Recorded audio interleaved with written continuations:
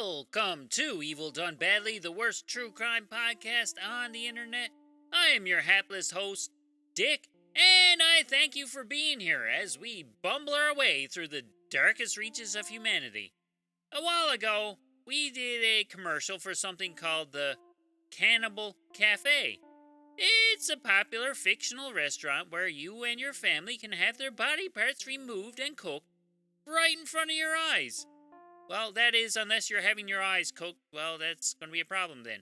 And you wouldn't be able to see anything. Anyways, my point is that in today's story, we will be talking about a web forum called the Cannibal Cafe. And it's not really a restaurant.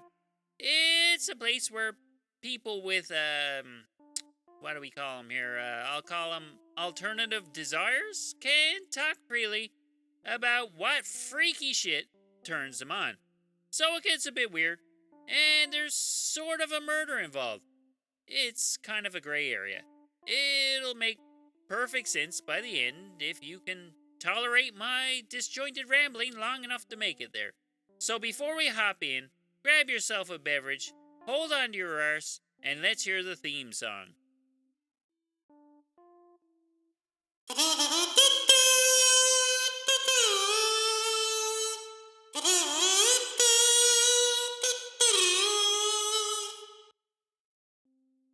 This episode of Evil Done Badly is brought to you by Billy's Bath Salt Emporium. The best bath salts for your hopelessly addicted, few remaining brain cells. Our new formula is guaranteed to induce premature death with an extra 90% chance of zombification. Give up on life and get yourself some Billy's Bath Salts today. And if your brain is not turned to complete mush by now, go ahead and sign up to both the Wide World of Paranormal Investigations and Ridiculous Thrifter groups on Facebook. They're fun, silly places with over 14,000 members each. Get in there. Now back to the show.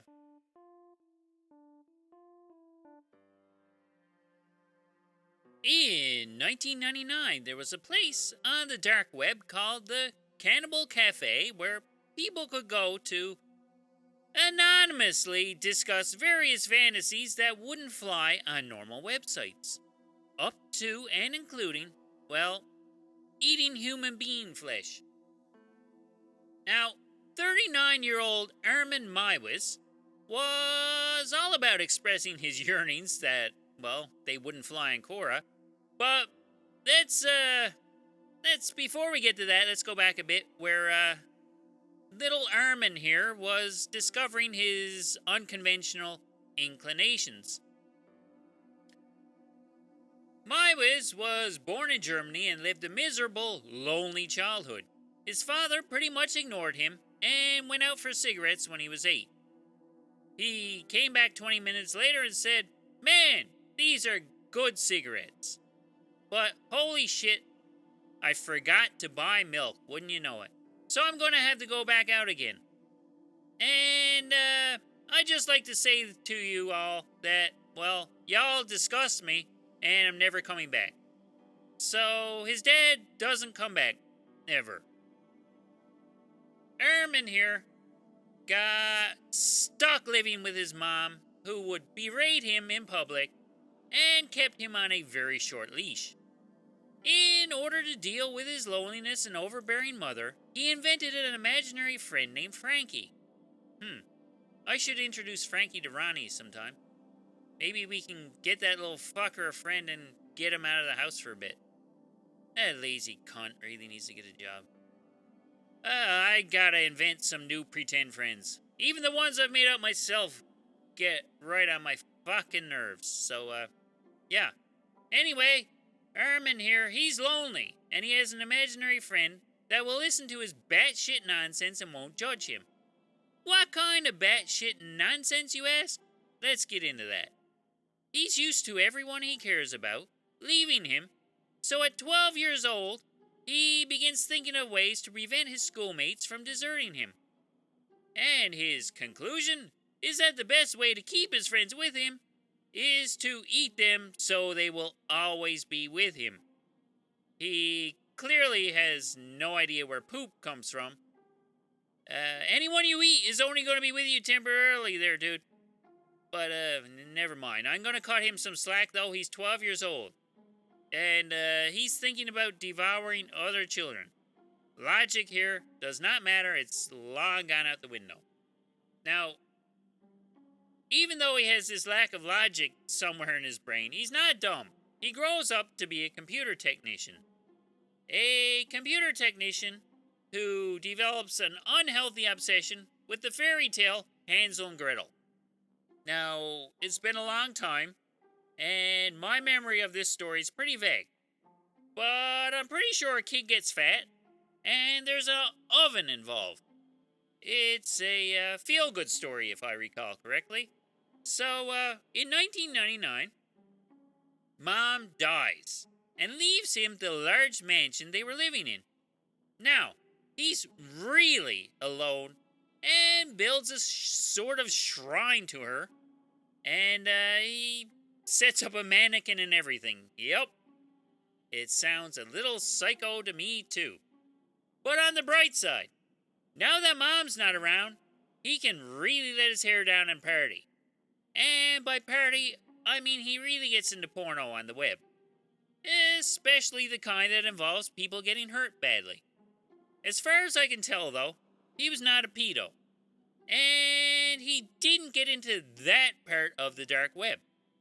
This lack of pedosity will become apparent now in a minute. I mean, he's not a monster. So, despite the fact he's not a monster, he's also lurking around these very unsavory places on the dark web. And he's naturally curious about what's happening in the world of cutting people up and frying their carcasses. He happens upon the aforementioned Cannibal Cafe forum, where people share recipes and talk about what kind of beverage goes with which part of the human anatomy. And for anyone who's wondering, and I know you are, because I sure was, the original Cannibal Cafe no longer exists. It was shut down in 2002. But apparently, the dude who used to run the thing started a new cannibalism-related forum in 2003, and is still active today and has more than 80,000 members. So, if that's real, and if anyone listening to this podcast is a member of this thing, feel free to share this episode. Another 80,000 listens would go a long way towards getting us up the charts. I'm really not picky on where the listens come from. So, bring them on. Moving along here. Yeah, so Meiwes gets comfortable amongst his like-minded, hungry brethren and gets into some lurid discussions with other members.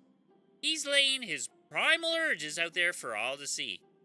And he decides to cast his line out and see if he can attract any takers for his weird bargain. His bargain goes something like this. Ahem. Quote, I am looking for a young, well-built man aged 18 to 30 to be slaughtered and then consumed. Unquote.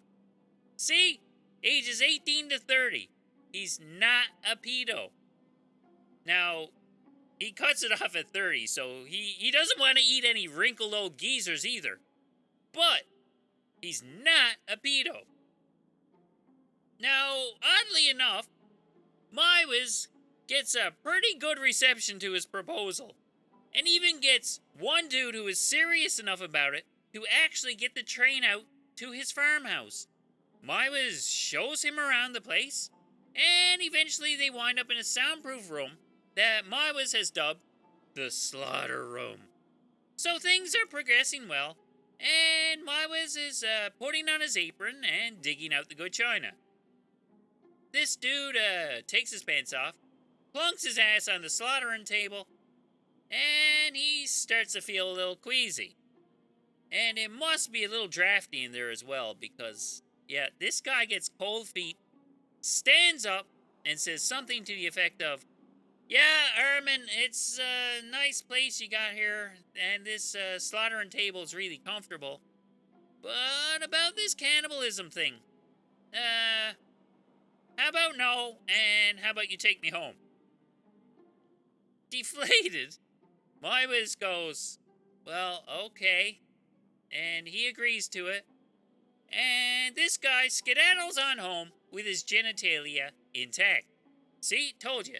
He's not a monster. He's very considerate. He wants to eat your wang, but only if you're okay with it. Back to the drawing board, so he goes back into cyberspace to see if anyone else would agree to this silly arrangement. Here he finds out exactly how full of shit everyone on the internet actually is. He meets a few gay fellows in hotel rooms who are more interested in role-playing a cannibal fantasy and having sex than actually dying and being eaten. You'd think they'd work out the details of their little tryst here before anybody wastes the money on the hotel room.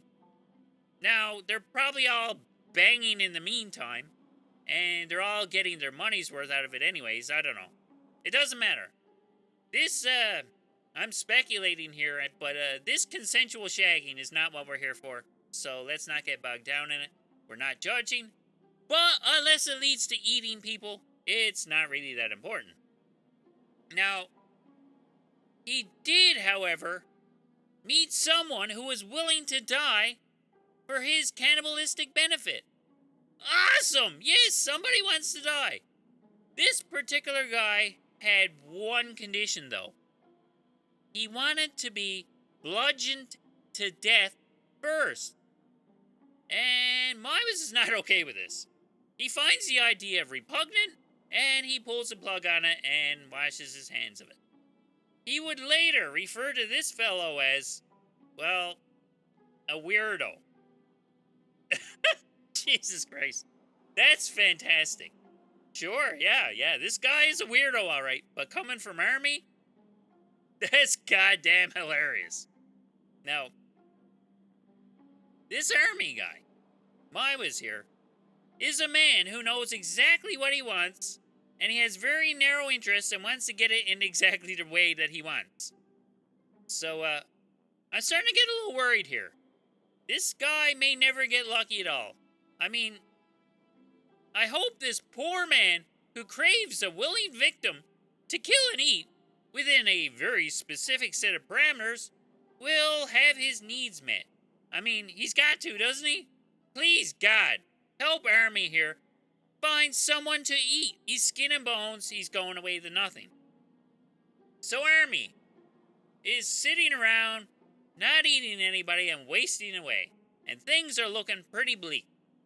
But on Valentine's Day 2001, Cupid strikes him with his little arrow, and a promising message flashes across his computer screen. This message was from Bernd Jürgen Brandes, a 43-year-old computer engineer, and he's ready to be eaten.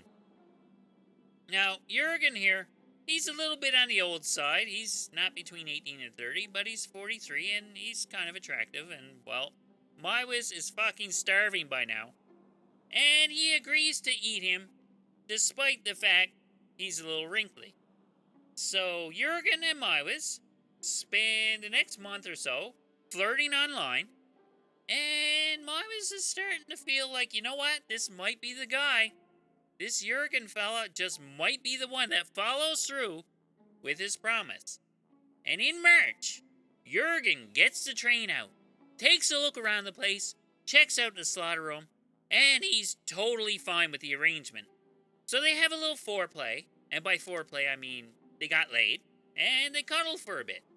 So afterwards, they just sit around drinking coffee and discussing computer nerd things. It's all fine. Everything's going well. And then, Jürgen, well, it's time for him to be eaten.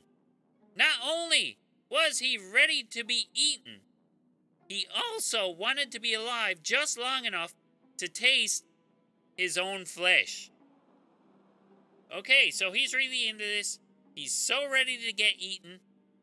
He's so ready. He's jonesing for this really bad. And then he asks Army to take him back to the train station so he can go home. And Armin rolls his eyes, sheds a little tear, bites his lip, and begrudgingly agrees to let him go back to Berlin uneaten. Now, for such a psychopath, he's quite understanding. But as Jurgen is waiting for his train home, Meiwes is driving home, and he just stops and he says, I gotta lay this all on the line. And he goes, I'm turning the car around. He jumps out of the car and he races up to Jurgen. And he gets down on his knees and says, quote, please don't go. You complete me. Unquote. That's not an exact quote there. So he says something like that. And Jurgen is so touched. And he says, okay, Armin. Tell you what. Maybe if I take a shitload of sleeping pills, drink some schnapps, and chase it down with some NyQuil, maybe that'll get me in the mood to go through with it. And Meiwes lights up. His eyebrows are dancing around. He says, okay, yeah, whatever you want. Meiwes is totally fine and says, whatever it takes to get you to take your pants down so I can lop your wiener off is fine with me. Now, they go back to the farmhouse, and Jurgen gets good and relaxed and screams, quote, do it now! Unquote. And, Meiwes jumps into action, gets down on him, and tries to bite off his member. That's painful. Jurgen screams again, and it doesn't work. But Meiwes has a backup plan, and he jumps up, grabs a cutting utensil, and slices off Jurgen's manhood. Now, Jurgen lets out a few howls of pain, and before you know it, he no longer has a pee-pee. Poor Jurgen gets off the slaughtering table and sits in the kitchen bleeding from the giant hole in his pelvis. And then, considerately, Meiwes offers him a raw piece of his own cock to eat. Or as we say around here, cack! Sorry, I had to throw that in there. They find that raw penis is too spongy to enjoy properly, so they decide to cook it in olive oil. Meiwes overcooks it, though, and it becomes inedible. I mean, don't they have catsup in Germany? I mean, slap a big old glob of hot sauce on there and go to town. Maybe Meiwes needs more condiments in his house, which has since burned down. Spoilers. So they're sitting there, looking at this little fried dick nugget that no one can get down. Apparently, Meiwes' dog found it quite appetizing, though. And Jurgen is getting weaker and weaker by the moment. Jurgen is about to pass out from all the blood draining from where his nads used to be. And he wants to get in a warm bath. And Meiwes obliges and pops him into the tub. Sleepy Jurgen here, he's lying in the tub bleeding to death. So Meiwes decides to geek out a bit and goes off to his room and reads a Star Trek novel while he's waiting for him to die. But, Meiwes falls asleep and wakes up the next morning.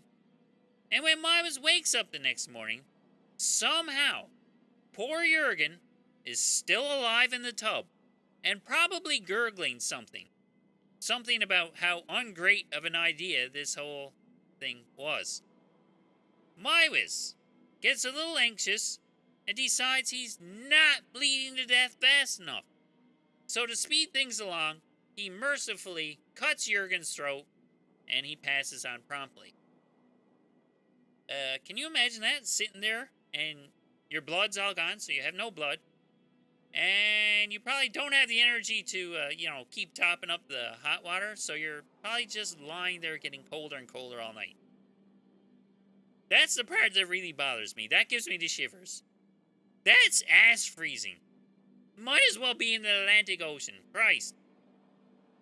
And to make matters worse, this whole horrific affair between these two, well, Meiwes videotaped all of it.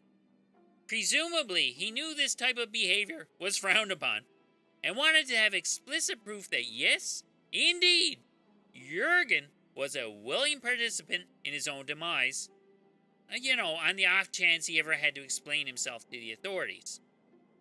Eventually, part of this video would be shown to a deeply traumatized group of 12 jurors. So now that Jurgen has offered himself up like he said he would, the real work for Meiwes begins. Meiwes pulls his soggy corpse out of the tub and slaps him up on a meat hook. He slices Jurgen into manageable chunks and stores him away in the freezer. He ground up his bones and buried the skull in the backyard. And that's as per Jurgen's wishes, so they had these details worked out beforehand. Meiwes would pull out the candles and red wine every time he sat down for a helping of Jurgen. He said that it, quote, tasted of pork, and, quote, with every bite, my memory of him grew stronger. It's almost kind of touching in a way. These two both got what they wanted, and it, kind of warms my heart. So Meiwes gets a few months worth of free meat out of the deal and consumes about 20 kilograms of Jurgen over that time. He's got a good thing going here, and from what I can tell, no one's after him, and it seems like he's going to get away with this scot-free. So, he enjoys numerous feedings and gets more and more Jurgen inside of him.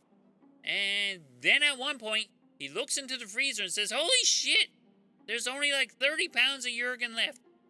And, he doesn't want it to run out, so he has to start scheming to sucker in another person to butcher.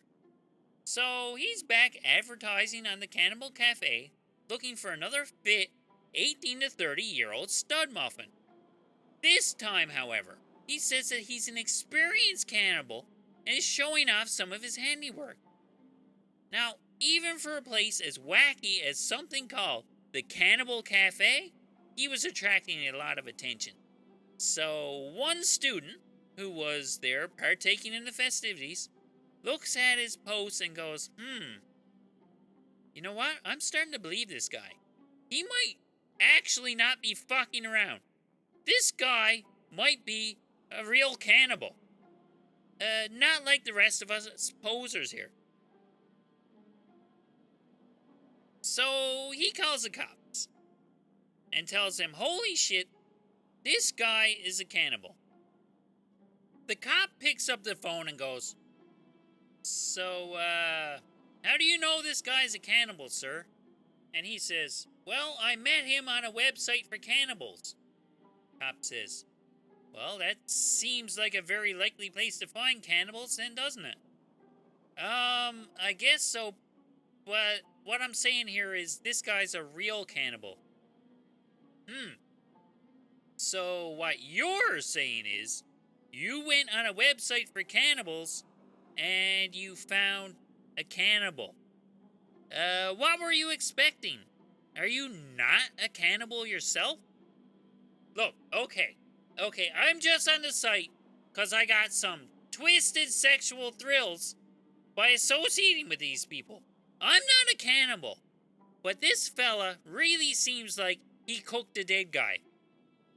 And then the cop answers, so what are you doing on a website for cannibals if you have no intention of eating people? Look, I'm a sicko, okay, but I'm not a criminal. Please, go look into this Meiwes dude. I think he's up to something. And the cop says, all right, okay. He reneges and he says, all right, we'll check into it. But don't leave town. We're going to have some questions to ask you later on. So, yeah, the cops do take this student guy seriously enough to knock on Meiwes' door and ask to come in. He's totally not expecting them at this point, and they barge in and they start looking through his freezer. Now, I don't know exactly how much Meiwes divulged on the website when he was bragging about chowing down on Jurgen, but they probably had some idea where they were going to find incriminating food portions. They peeked in the freezer, and they took out the frozen pizzas and the chunky monkey, and they thought that the freezer seemed kind of shallow by the outward appearance of the thing. So they reached down and pried up the bottom of it, and boom! This is right out of Scooby-Doo here. This sneaky bastard had rigged up some sort of pretend floor to try and hide what was left of Jurgen.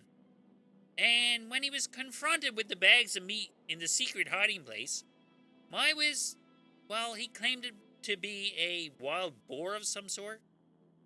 And, well, this wild boar, it needed hiding. Okay. So they're a little skeptical, and they poke around some more, and they inquire. Hey, that's a nice videotape you've got there.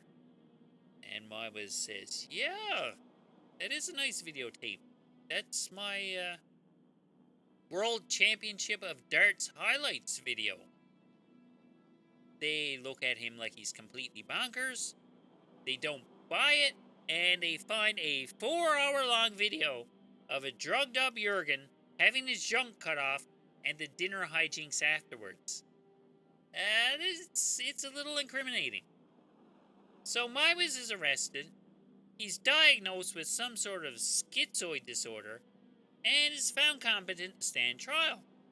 Now, at the time, there's a law in Germany that doesn't forbid cannibalism. So there is no law. Cannibalism's fine.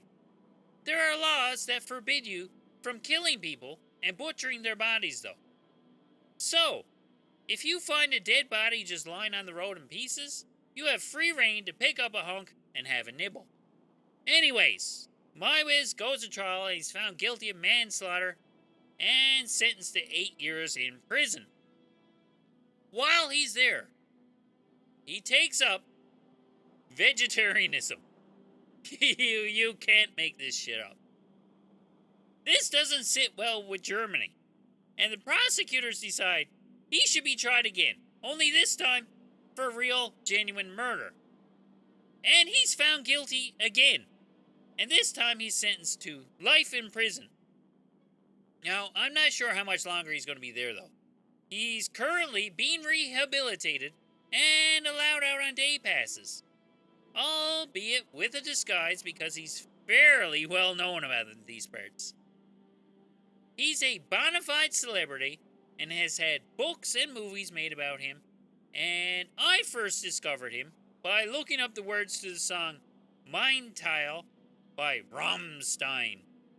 It's an awesome song, and when they perform it live, they put the keyboardist in a pot, and the singer catches him on fire with a flamethrower. It's fucking awesome. Yeah, it's a great song.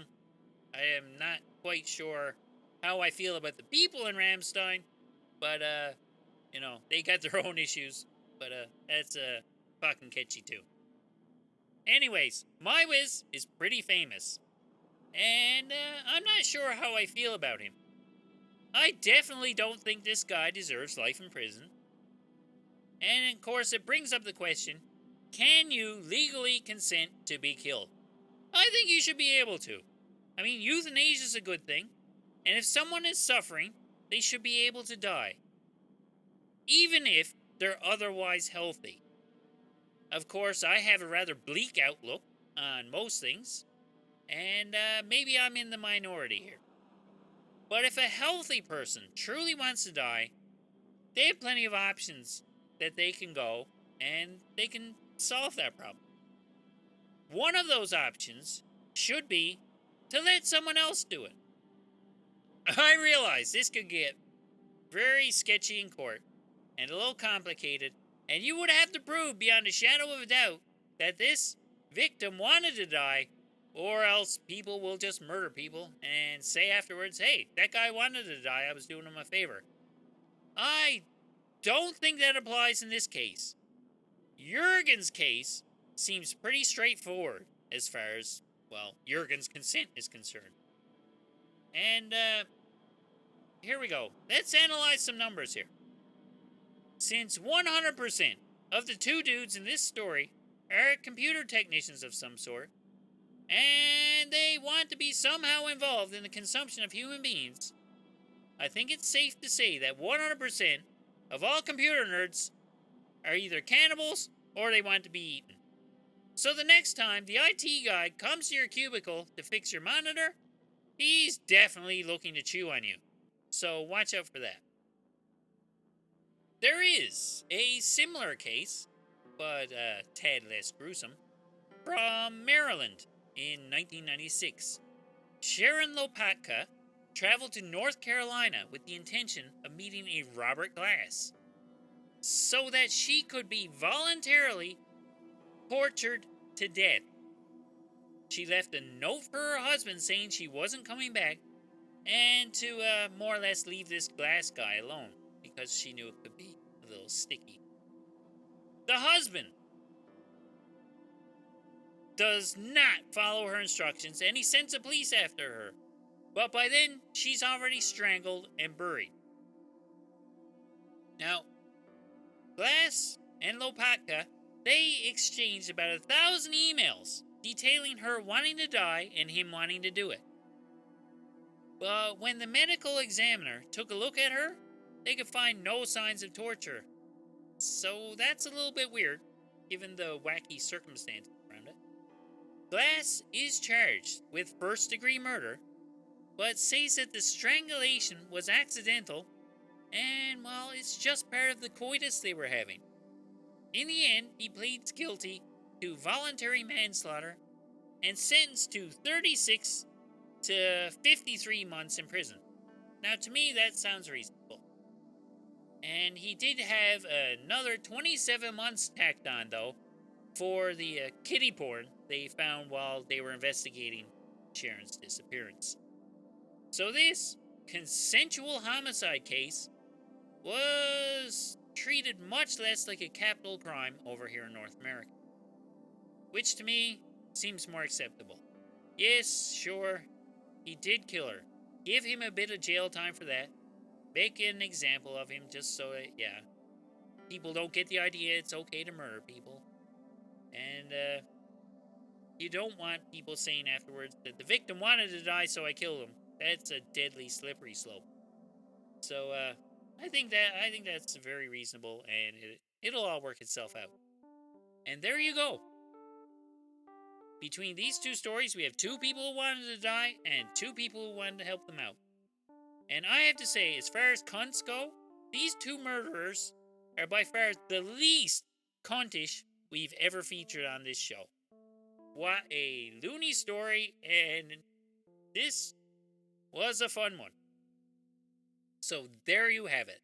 Another fun, shitty episode of the worst true crime podcast ever, Evil Done Badly, is in the books. If you would like to reach out and suggest future episode topics, we can be reached on Twitter or Instagram at Evil Done Badly, or by email at evildonebadly@gmail.com. So thanks for listening. My name is Dick, and I hope to see you next time. Bye-bye.